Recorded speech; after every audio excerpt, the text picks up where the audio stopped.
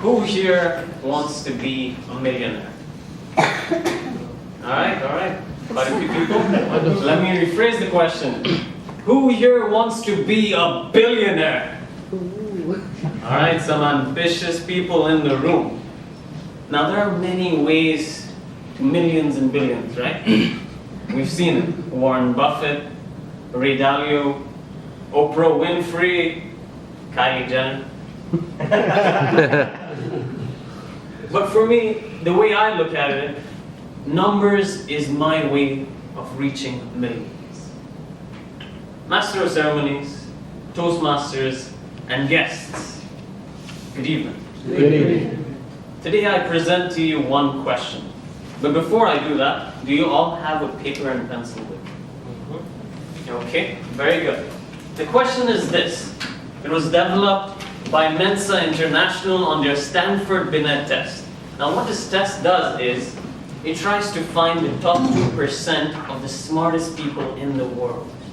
So if you can solve it in 5 minutes, you're one of the smartest people in the world. Alright. The answer to this question actually lies within the speech, so you have to pay attention. It is 12 raised to the power of 9 into 6 raised to the power of 5. Alright, and no calculator, so you gotta do it by your head. So let me take you back to the answer to this question. 4 years ago, in a place far, far away, Mangalore, good green pastures, and me with my dreams of becoming a billionaire and millionaire, still very young. And that was where I met Gerard Colasso, the man, the myth, the legend. Now why was he so special? Because in 2008, in the Great Recession, when every investment manager made losses, he was one of the few that profited. And what was so crazy, he was incredibly humble. In a profession where everyone says, I have managed X million, X billion, no one knows how much money he manages. So there is this aura about this man. And I was curious to find out. And that's when I enrolled in his investment management course in the evening. So at 5 o'clock, and normal classes got over at 3 o'clock. So I was crazy enough to give 2 more hours for this guy's class. There was something special about it. You know, what are the 2 most important things a college student needs?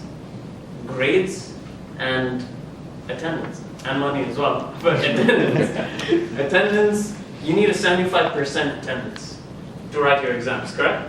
Yep. In the first lecture itself, he throws that out.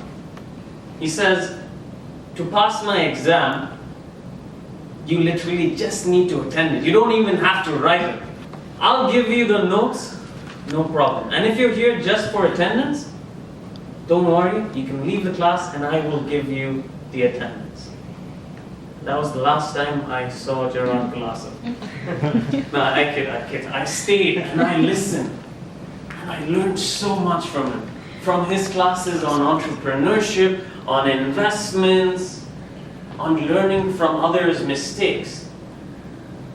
But he never gave me the answer to my questions.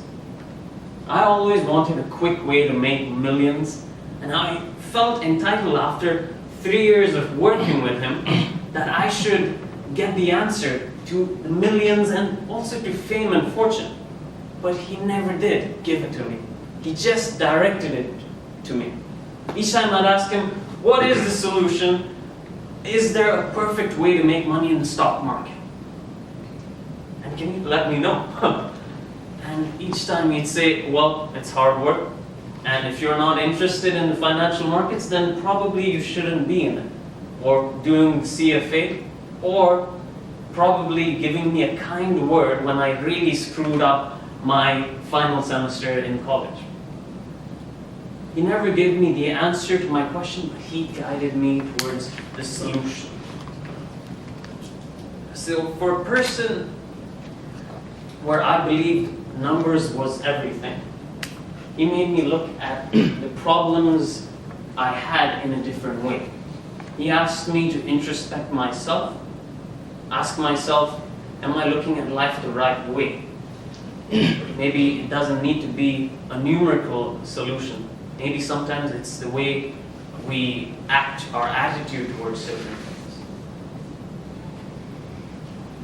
So back to the problem at hand. Has anyone actually solved it? I think, but doesn't come on. Okay, and you cheated. I think John knows. John, Yeah. please. Okay. 40 trillion, 174 billion. All right.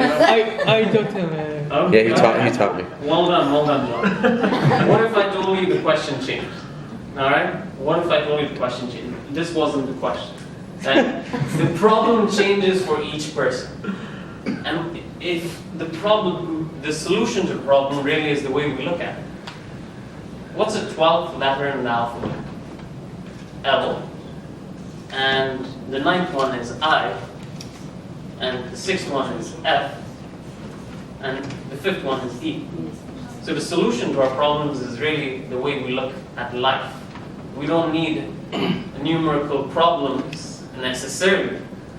It's just the way we look at it. And we can find our access to 1 million or 1 billion. With that, the mentors are not necessarily the people who guide us to the solution. They are the people who gives us a pencil, a paper, or who packs a tiffin for us on the most difficult exam of all, our life. With that, back to you, Master Sarah.